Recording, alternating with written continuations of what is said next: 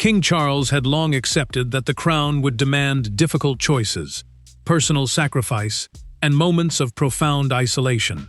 Yet even he was unprepared for the sealed decree placed before him that morning. Issued under the authority of the late Queen Elizabeth II, the document contained a single instruction with extraordinary consequences. Camilla was not to be granted permanent residence in any royal home owned by the crown. As Charles reached the final sentence, his hands fell still. The room descended into silence. Before we examine what this could mean for the future of the monarchy, be sure to subscribe so you don't miss any updates. A senior royal secretary entered the king's study at Buckingham Palace, carrying a red dispatch box bearing Queen Elizabeth II's official cipher, the royal emblem used to authenticate documents issued under her authority. Placing it carefully before the king, he explained that the seal could only be broken following a constitutional review, a formal process to determine whether instructions issued by a deceased sovereign remained legally and constitutionally effective. Charles opened the box, unaware that the next page would confront him with a deeply personal crisis. The decree identified every crown-controlled residence, including Buckingham Palace, Windsor Castle, Sandringham House, Balmoral Castle, and all other royal properties held by the crown, as unavailable to Camilla for permanent residence. These estates were crown assets, belonging to the institution of the monarchy rather than the monarch as private property. The king read the restriction twice, before quietly removing his glasses and placing them beside the document. The weight of the moment extended far beyond the wording itself. This was his mother's decision, written with the knowledge that one day her son would discover the limits of even a sovereign's personal wishes. Nearby, Camilla waited, expecting an ordinary discussion about future household arrangements. Instead, Charles entered without the file in his hands. One glance at his expression told her that something fundamental had changed.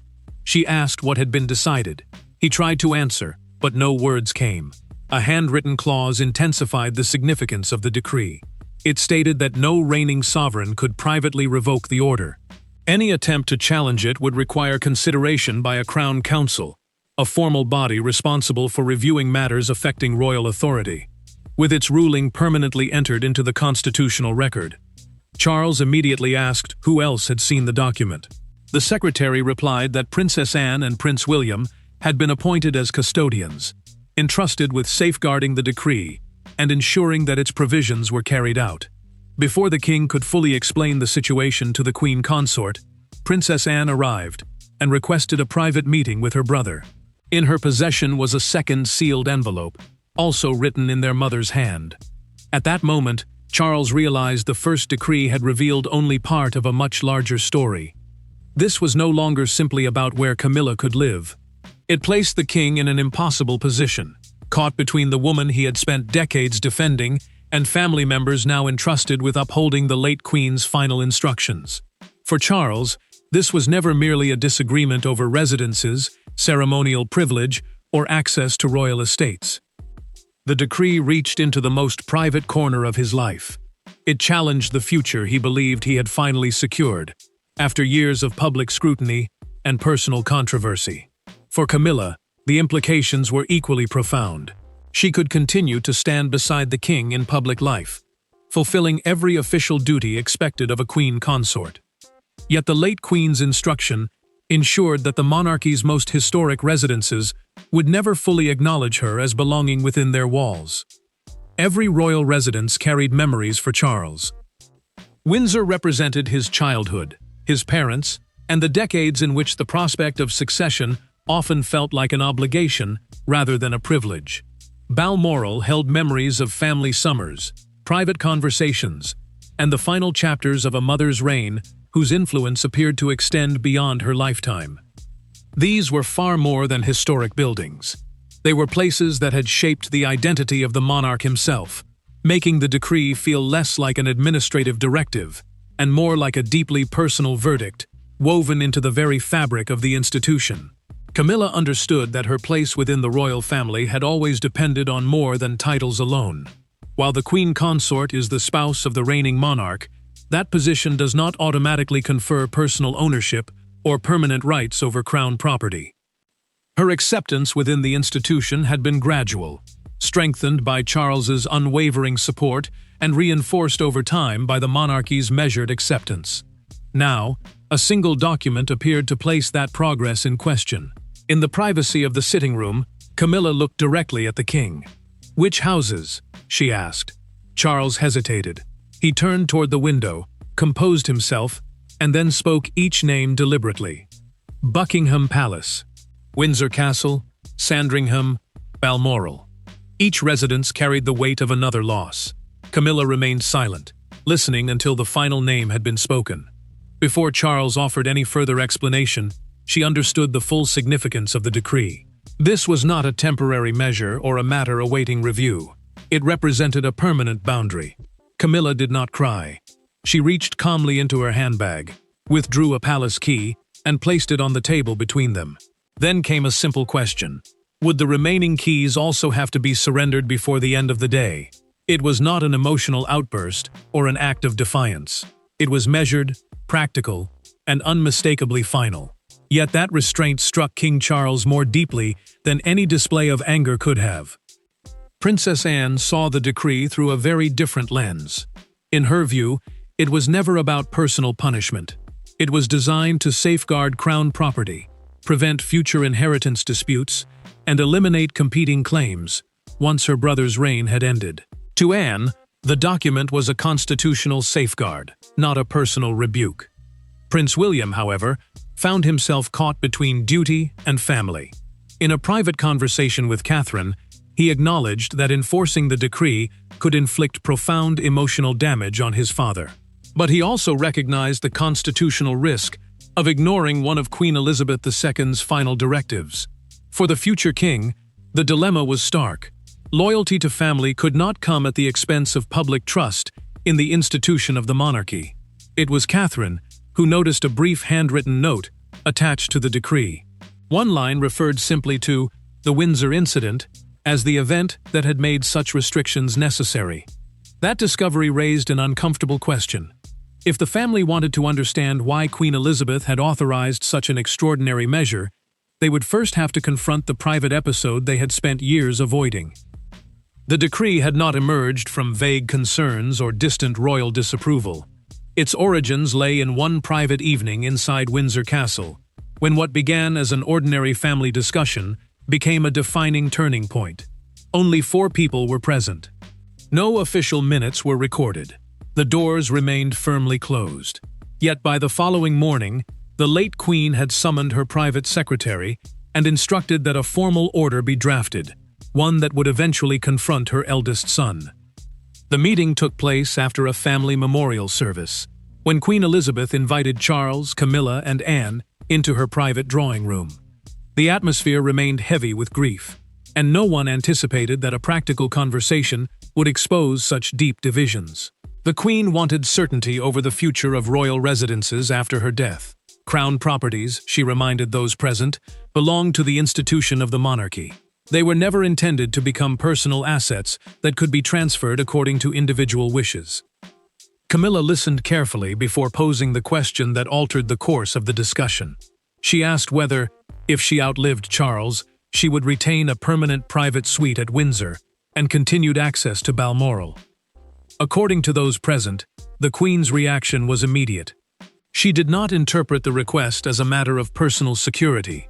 Instead, she believed it implied a lasting claim, extending beyond Charles's reign and into the next generation of the monarchy. Charles responded swiftly in defense of his wife. He argued that denying her long-term security would reopen painful chapters the royal family had spent years trying to close. From his perspective, he was protecting her dignity. His mother saw something fundamentally different. To Elizabeth, the argument appeared to transform personal hardship into permanent entitlement. Anne observed the exchange with growing concern. What had begun as a careful family discussion was becoming something far more significant. The moment questions of loyalty became intertwined with crown property, the tone of the meeting changed dramatically. Charles continued to press his case. Camilla remained composed throughout, yet the silence surrounding her request grew increasingly difficult to ignore. Then came the decisive moment. 30. Camilla placed a proposed household memorandum on the table, a formal document outlining future living arrangements.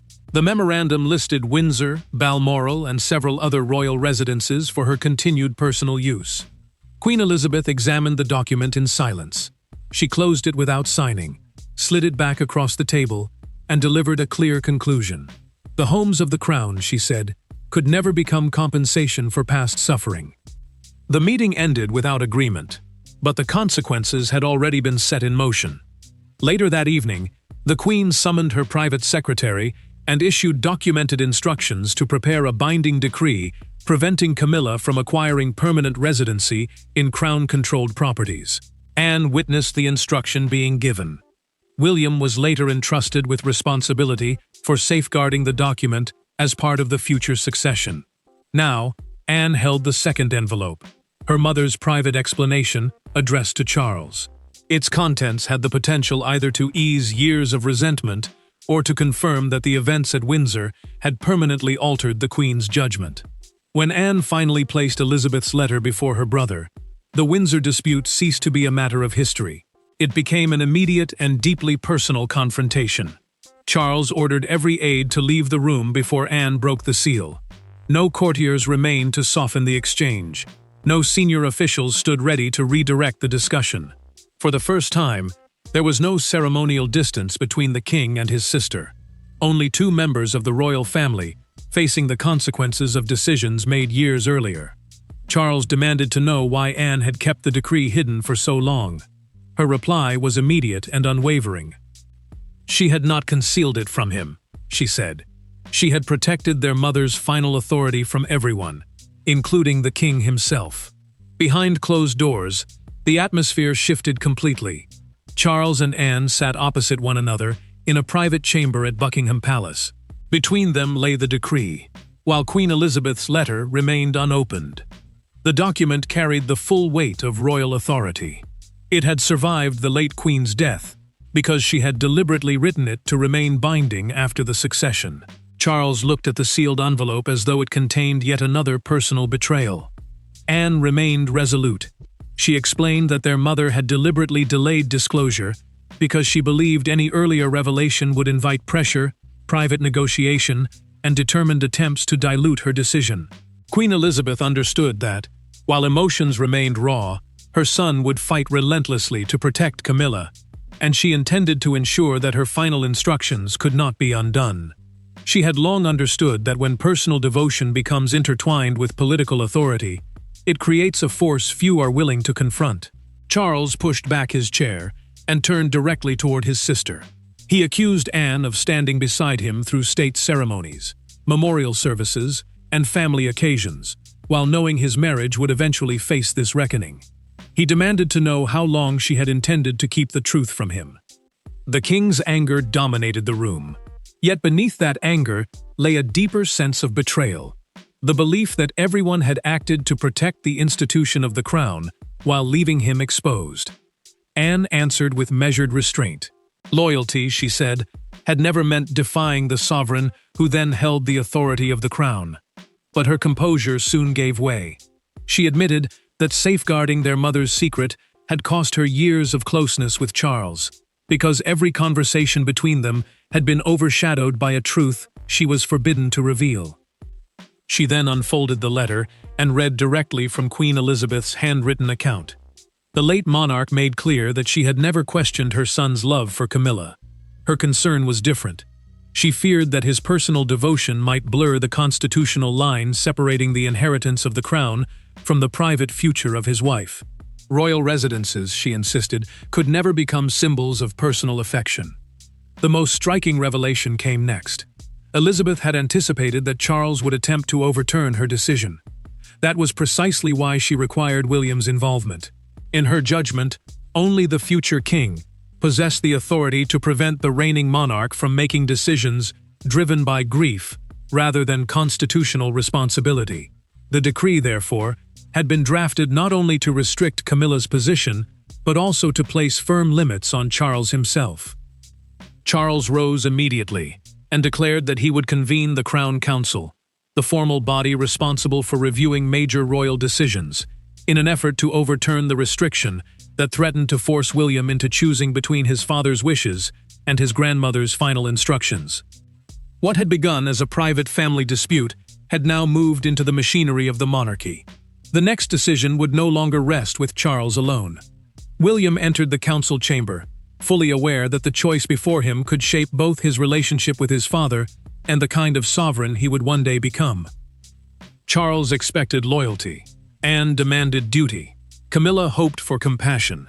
Yet Queen Elizabeth had deliberately structured the decree so that William's approval was indispensable, placing the future monarch at the center of a family crisis that no royal title could shield him from. Outside the chamber, William paused, his grandmother's handwritten note tightly clasped in one hand. Catherine found him there and immediately recognized the burden he was carrying. The decree permitted Charles to seek a formal reconsideration. However, both custodians were required to approve that request before the Crown Council could even debate any amendment. Those custodians were the two members of the royal family entrusted with safeguarding the document and ensuring its conditions were upheld. Anne had already refused to alter a single word. That decision left William holding authority that neither he nor his father could simply dismiss. Catherine asked him one quiet but decisive question. Was he making this decision as a son or as the future king?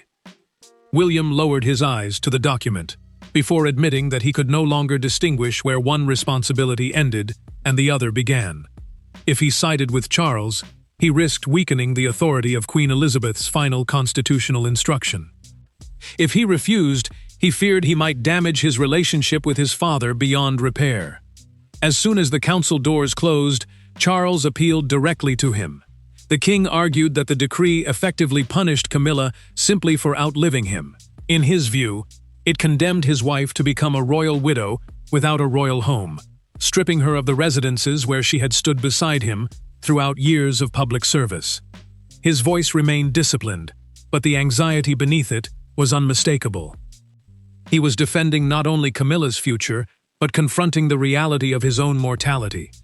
William responded without emotion. Opening the official document, he pointed out that the decree did not leave Camilla without security or protection. As queen consort, she would retain privately owned residences and continue to receive financial provisions designated for her security and living expenses.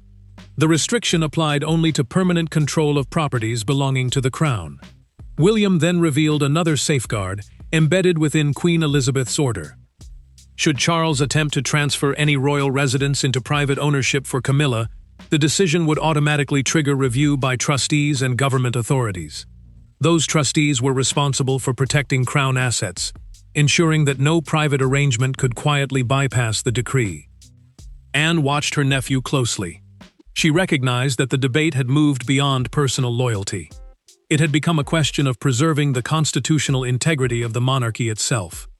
Charles waited for the signature that would reopen the battle. It never came. Rather than granting immediate approval, William requested one final private meeting with Camilla. Her response, he said, would determine whether the royal family entered an open constitutional confrontation. For the first time, Camilla would have to speak for her own future, without Charles speaking on her behalf. William was prepared to hear what she truly wanted. The consequences began before any final agreement had been reached. Once the decree had been activated, palace officials were obliged to implement its provisions. By late afternoon, household staff received formal instructions to suspend Camilla's residential privileges. The process unfolded quietly. That silence only heightened its impact. A leather case was placed on the table before her. One by one, officials requested the return of the keys to the royal residences. Camilla remained seated beside her private secretary as each key was identified. The decree still permitted her to attend official engagements and remain temporarily alongside the king. What it removed were permanent residential rights, independent access to royal properties, and authority over household staff.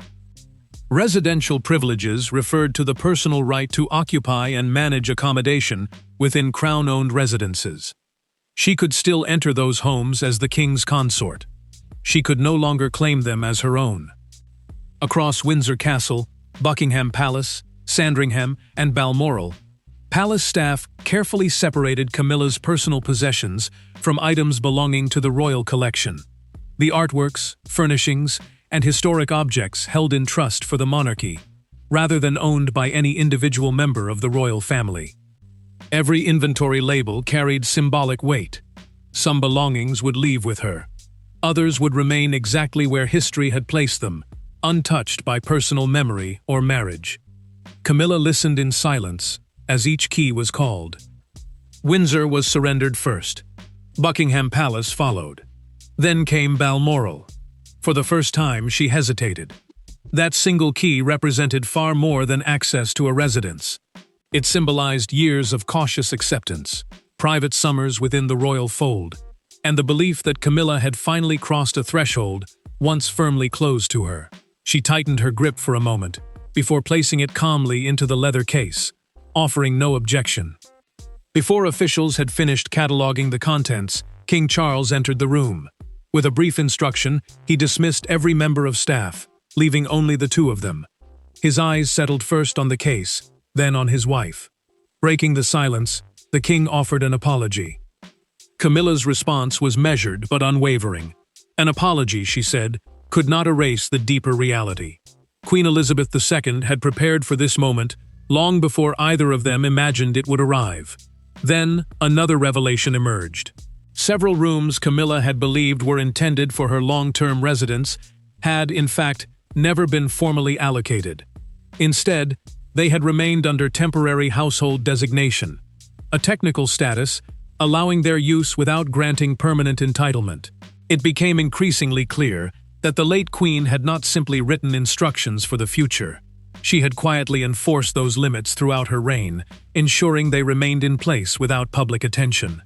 Moments later, Charles received formal confirmation from the council office. His emergency request faced an immediate obstacle. Unless Prince William signed the required authorization before midnight, the decree would automatically become an established administrative decision, leaving virtually no immediate avenue for reversal. Camilla did not urge the king to intensify the fight. Instead, she made an unexpected request. She asked for a private meeting with Prince William before the deadline expired. Charles paused, recognizing that she had reached a conclusion neither he nor his son had anticipated. As midnight drew closer, the future of the decree no longer depended solely on constitutional procedure or royal authority. It now rested on a single private conversation between Camilla and the man destined to inherit both the crown and the consequences of the decision. There were no private secretaries present, no constitutional advisors, and none of the familiar red boxes that usually accompany royal business. William and Camilla sat opposite one another, not simply as senior members of the royal family, but as two individuals connected by decades of loyalty, conflict, and unresolved history. William arrived expecting a direct appeal for his signature. Camilla assumed he would defend his grandmother's wishes without compromise. Instead, the discussion took an entirely different course, one that fundamentally altered the significance of the decree itself. Camilla deliberately chose a modest room at Clarence House rather than meeting inside Buckingham Palace or Windsor Castle, both of which carried the symbolic weight of royal authority. The location was no accident. She wanted a setting free from ceremonial influence, inherited power, and the presence of palace officials. Clarence House, while an official royal residence, lacked the overwhelming constitutional symbolism of the principal royal palaces. There, she intended to speak not as queen consort protecting privilege, but simply as a wife confronting personal loss. William arrived carrying the unsigned authorization capable of reopening the entire process. Placing the document on the table, he explained that Charles regarded any refusal as an act of betrayal. The king believed that a single signature could restore what he considered justice. He also feared that withholding it would signal that the royal family had chosen Queen Elizabeth's final judgment over the wishes of the reigning monarch. Camilla resisted any immediate defense of her position. Instead, she acknowledged the emotional weight of surrendering the keys. To her, it had felt like a final verdict on an entire lifetime. Every locked door appeared to reinforce the same message, that years of duty, resilience, and public acceptance had remained conditional rather than absolute. She had stood beside the sovereign through periods of national celebration and personal controversy alike. Yet the decree appeared to reduce her standing within the monarchy to a privilege that could be withdrawn at any moment. William listened without interruption. When he finally responded, he did not dismiss her pain. He accepted that the order appeared harsh, but he also outlined the constitutional concern that weighed on him. If he overturned his grandmother's decision solely because his father wished to protect his wife, he argued, it could establish a precedent future generations might invoke whenever personal relationships came into conflict with crown property and established royal arrangements. From William's perspective, safeguarding one marriage could unintentionally weaken the institutional principles designed to protect every reign that followed. Then came the moment neither had anticipated. Camilla told him not to sign. The Queen Consort made clear that she would not permit Charles to damage his relationship with his eldest son or place additional strain on the monarchy simply to demonstrate his devotion to her. Instead, she presented an alternative. It was a signed renunciation, a formal legal declaration voluntarily surrendering any claim. Under its terms, she would make Ray Mill House her permanent private residence, while using Clarence House only where existing rules permitted. She would relinquish any future claim to crown property, continue carrying out her public responsibilities, and never contest established arrangements concerning ownership or succession. William examined the document twice. He had entered the meeting prepared for confrontation. Instead, he found sacrifice. When he returned to Buckingham Palace, the authorization remained unsigned. In its place, he carried Camilla's renunciation. Charles had spent the day preparing to overturn his mother's decree, only to discover that the person most affected had chosen to let it stand. By dawn, the matter could no longer remain behind palace walls. An official statement confirmed revised residential arrangements for the Queen, although its carefully crafted language convinced few observers. Within minutes, broadcasters interrupted scheduled programming, newspaper editors rewrote front pages, and crowds gathered outside the royal residences. What had begun as a private family decision had rapidly evolved into something far larger, a national debate over love, legitimacy, constitutional authority, and the practical limits of a reigning monarch's power. Buckingham Palace confirmed that Queen Camilla would no longer retain permanent private rooms within crown-controlled residences, and would instead establish her personal household elsewhere. These properties are held in trust for the monarchy as an institution, rather than owned privately by the sovereign or members of the royal family. Palace officials stopped short of acknowledging Queen Elizabeth II's reported decree, but the withdrawal of residential privileges left little doubt that a decisive instruction had shaped the outcome. King Charles watched the first national television bulletin alone. Sitting in silence, he listened as broadcasters described him as a monarch whose authority had been constrained by the final command of his late mother. He lowered the volume, but he never looked away. In a single sentence, days of grief, internal conflict, and constitutional tension were distilled into one stark conclusion. What had been a deeply personal struggle had now become a matter of public judgment. For Camilla, however, the consequences carried a different weight. The Queen Consort watched reports showing staff vehicles departing Windsor with clearly labeled cases from what had been her private suite. Before the broadcast concluded, she quietly turned away and instructed her private secretary not to issue any statement in response. The silence was intentional. A public defense could easily have been interpreted as a dispute over privilege after she had already chosen restraint. The newspapers moved even faster than the palace. One front page appeared beneath the headline, "The Queen's Last Barrier," accompanied by an image of Windsor's closed gates, alongside separate photographs of Charles and Camilla arriving independently. The symbolism required little explanation. One remained within the institutional inheritance of the crown. The other stood beyond its permanent doors.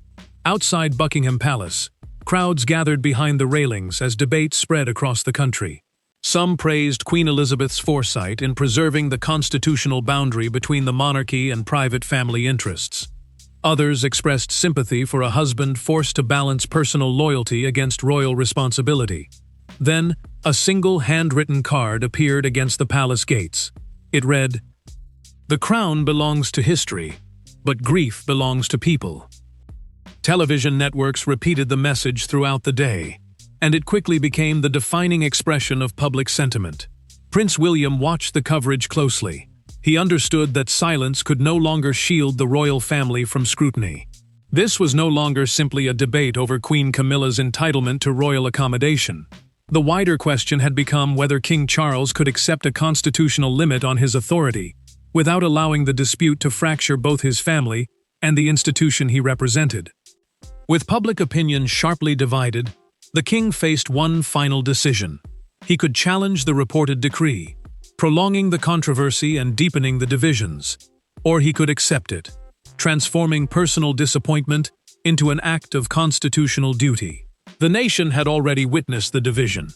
What remained uncertain was whether the king's final response would deepen that fracture or help preserve the stability of the monarchy.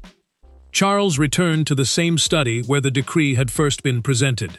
The atmosphere had changed. The initial shock had given way to quiet reflection. On the desk lay 3 documents: Queen Elizabeth's directive, Camilla's formal renunciation, and an unsigned authorization that could still have overturned them both. Legally, the king retained the authority to continue the fight. Yet, exercising that power would mean rejecting the wishes of 2 women whose decisions had shaped his reign in profoundly different ways. He summoned Princess Anne, Prince William, and Queen Camilla for one final private meeting. No constitutional advisors attended. No palace officials drafted statements. No formal council was convened. Unlike the constitutional meetings traditionally held to address matters affecting royal authority, this gathering was simply a family confronting the consequences of its own history, determined to resolve the conflict before public humiliation hardened into permanent resentment.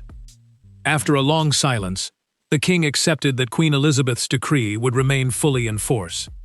Queen Camilla would hold no permanent residential rights within Buckingham Palace, Windsor Castle, Sandringham, Balmoral, or any other crown-controlled residence. Those properties belonged to the monarchy itself, not to the personal discretion of the sovereign. Personal affection, however genuine, could not redefine assets held on behalf of the institution. Charles then turned to Princess Anne and admitted that much of his anger had come from feeling judged by his mother, even after her death. Anne answered with characteristic clarity. Queen Elizabeth, she argued, had not condemned his marriage. She had defended a constitutional boundary that no monarch should erase. Once crown property became an expression of personal devotion, every future reign would risk placing private desire above public duty. The king then reached for Camilla's hand. He acknowledged that, in trying to defend her, he had stopped listening to what she herself had chosen. The queen consort responded with quiet certainty. A home secured through conflict with his son, his sister, and his mother's final instruction would never truly have felt like home. Her decision, she insisted, was not an act of surrender. It was the only course that allowed her to leave with dignity, while preserving the institution they both served. Prince William then lifted the unused authorization from the desk and tore it in half. The gesture brought the dispute to its unmistakable conclusion. Any possibility of reversing the decision disappeared. Yet it also affirmed that Camilla was not being cast aside. The decree would stand, but so too would recognition that she had accepted its terms voluntarily rather than through defeat. King Charles then signed a personal declaration drawing a clear distinction between crown property and private family provision. He arranged secure, independent accommodation for his wife without transferring royal assets or challenging Queen Elizabeth's restrictions. The decision did not erase his disappointment, nor did it weaken his marriage. Instead, it underscored one of the hardest realities of constitutional monarchy. Power may protect those we love, but it cannot legitimize every personal wish when public duty is at stake. In the end, the closed doors were not a judgment on Camilla's place beside the king. They became a reminder that even at the heart of the monarchy, love has limits, where the responsibilities of the crown begin. Thank you for watching.